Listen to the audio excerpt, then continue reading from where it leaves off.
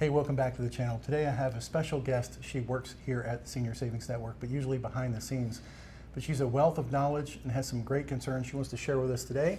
So in order to represent more of the staff here at Senior Savings Network so you can get a broader appeal, I want to share with you Elisa Peinado. Elisa, what do you want to talk about today? I wanted to talk about some of the things we've been hearing from our customers this past year, especially with all the changes and the cost of living increases and how that's impacting our customers and what we can do to maybe look at some other options for. It's been a tough year with the food cost and the gas prices were high. And even the Medicare supplement plans have Absolutely. really gone up in price. So that's been a challenge for people who are on limited incomes. And so we've come up with some really strategic ways to talk about financial planning, how to reduce your cost, how to do comparisons with what you have versus what's available and you're still entitled to. So yeah, we'd like to talk more about that. Great. What have you experienced, especially in the light of the annual enrollment period where we have an influx of thousands of people that want to get exposed to what the solutions could be all at one time? It was a very, very busy period. And sometimes we come out of that with some stories that stand out. Some people that were in a bad spot, but yet they called in and we were able to help them. Mm-hmm. Any of those things ring a bell? Yes. So a lot of people lost their Medicare Advantage plans. Yep. And those that didn't lose their Medicare Advantage plans, they were notified by their doctors, they're no longer taking your insurance. So we've had to really aggressively look at other options available, other solutions, and what makes sense.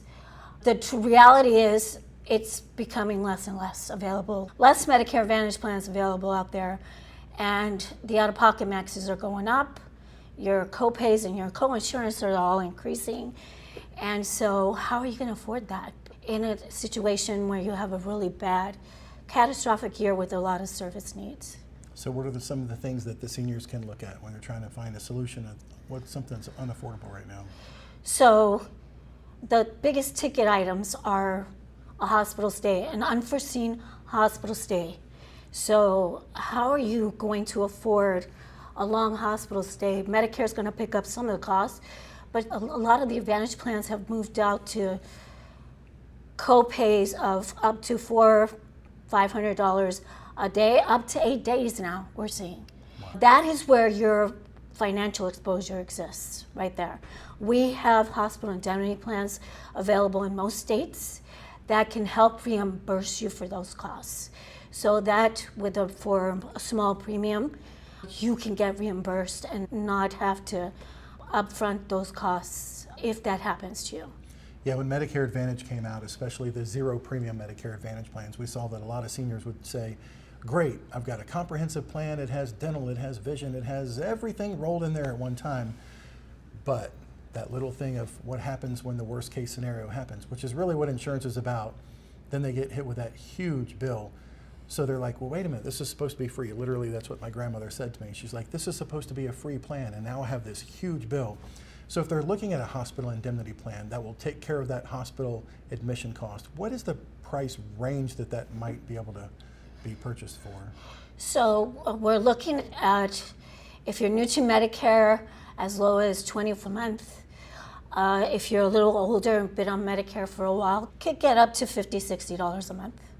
But if you do that comparison, what you pay annually for a hospital indemnity plan and what your financial exposure is in a hospital stay with maximum out-of-pockets over $9,000 a year now, it would take you years on premiums to hit that out-of-pocket max on your own.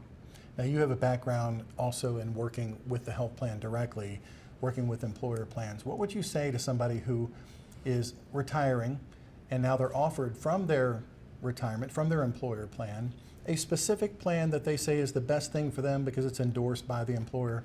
What are some things that could go wrong if they just roll that into what the employer wants them to have as a retirement plan? Yeah, so that's where I originally came from, was employer benefits. And a lot of legacy plans, a lot of public sector accounts that had retirement plan offerings. But here's the thing you need to look at. those premiums are getting more and more expensive. They cost the employers a lot to maintain, and you're depleting your pension pretty much every year. So you'll notice that the premiums are going up. Plus, employers are changing carriers from year, so you don't have the stability that you would like to have when you retire. The other thing is they're similar to a Medicare Advantage plan where you still have network restrictions, you still have prior authorization requirements, and a lot of customers that are on retirement plans don't deal with that. They go to whoever they go to and not get second guessed on a treatment plan that their doctor is prescribing for them. What do you say about the employers that are like AT&T and UPS and IBM that had a defined benefit retirement plan for their employees and they said, we'll take care of you forever, GM. And now in the last few years they've said, we're still going to take care of you, but we're not going to give you comprehensive care. We're going to push you into this Medicare Advantage plan. How are those working out in your estimation? So that's where the decline in the employer benefits is starting to occur. So it looks just like the standalone Medicare Advantage plans where there's a lot of decline and instability there. And guess what? The doctors are not, they're starting to say no to employer group plans also. What is the solution to that? Call us to talk about a Medicare supplement where you can go anywhere you want to go and Medicare becomes primary. And what is that cost comparison compared to your retirement benefits? Yeah, there's a lady that spoke at the Senate Finance hearing and she was talking about her husband and how he was, I think in the state of Connecticut maybe, I might have that wrong, but he retired from the state, they put him on a Medicare Advantage plan and he thought, well, if they were recommending it, obviously this is the best thing for me. And he went to 65 and beyond and never looked at the private market. Is that a mistake possibly? It is a mistake because at some point the plans are going to change and it's not going to be the same plan that you had when you retired. The Medigap policies are designed by Medicare. They're standardized. They're going to be the same from year to year, guaranteed. The premiums may change, but your coverage will be the same. So if someone was on a Medicare supplement plan, they turned 65 and they realized, because they had some good education, what was the difference between Medicare Advantage, managed care, and Medicare supplement where you can keep your original Medicare and still have the freedom and flexibility to go where you want to go for coverage. But yet the years have gone by, and like you addressed, the affordability problem has hit every sector of the senior's life, especially with regard to now Medicare supplement. What are some things that they can look at and consider now? So someone's on a Medicare supplement plan now, and they're seeing that their rates are going up, and they may have never looked at it since they turned 65. What should they be considering now as they're looking for the rest of the few years on Medicare?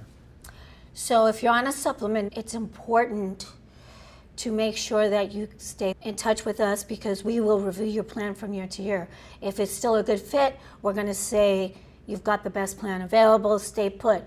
If there's another option out there that's going to save you some money, we're going to tell you about that. And if you call Medicare.gov, they can't speak to that. So call us so we can help you with that.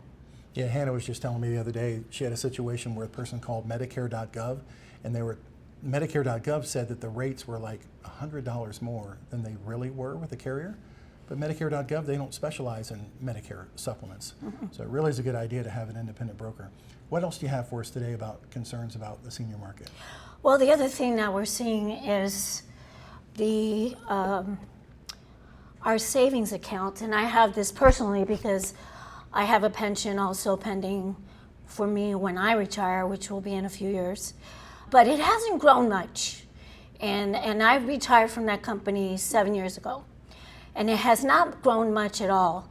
And so guess what? The interest rates right now, the government has control over that and they're going down and down. So if you've got funds in a 401k or a money market account and you're seeing that it's not growing, call us because we may have a financial solution for you. We can do a review for you and see if we have something that you can put some funds in and that will have some guaranteed growth. We have some accounts right now that have a 9.5% guaranteed rate increase, and that's available.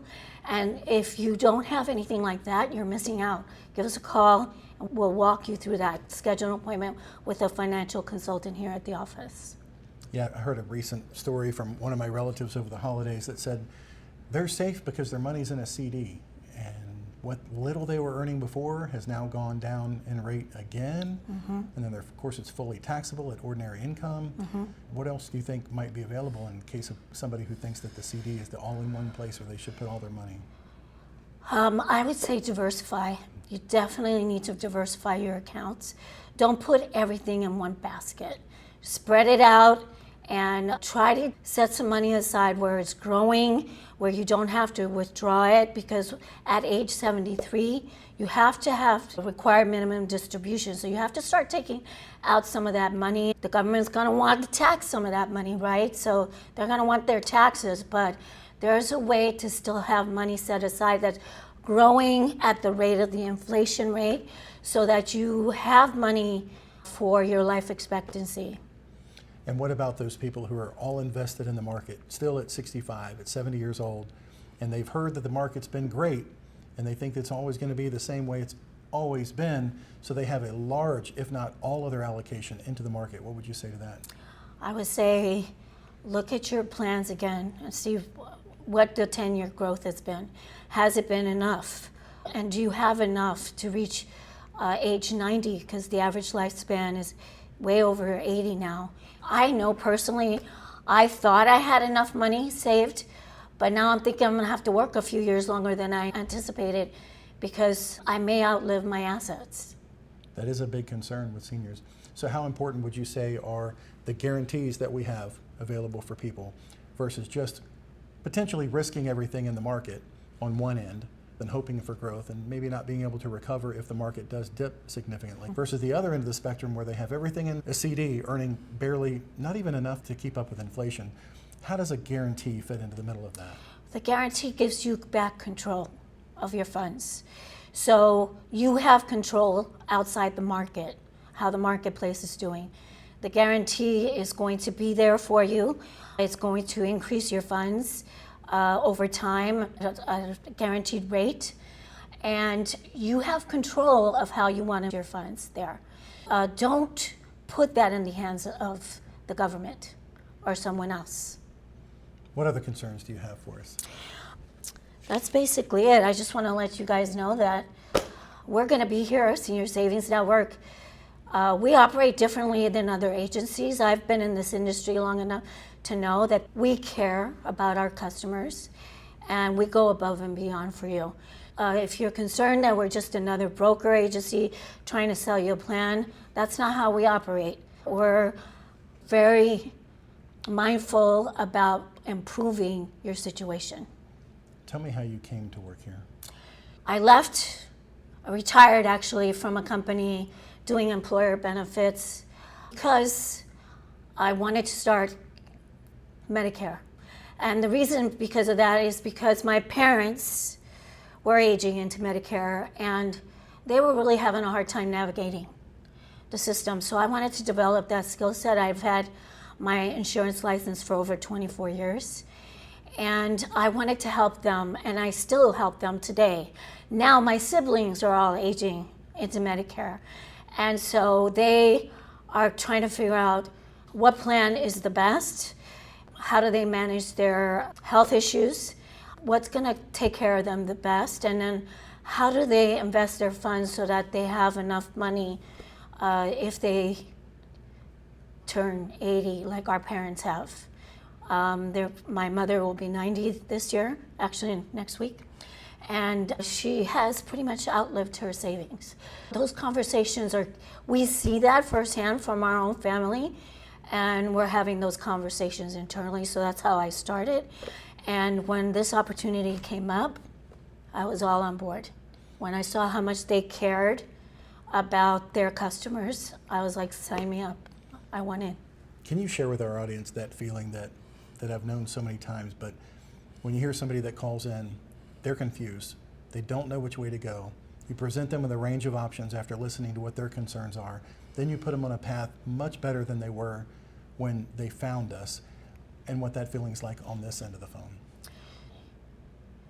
That's the intrinsic value of this job.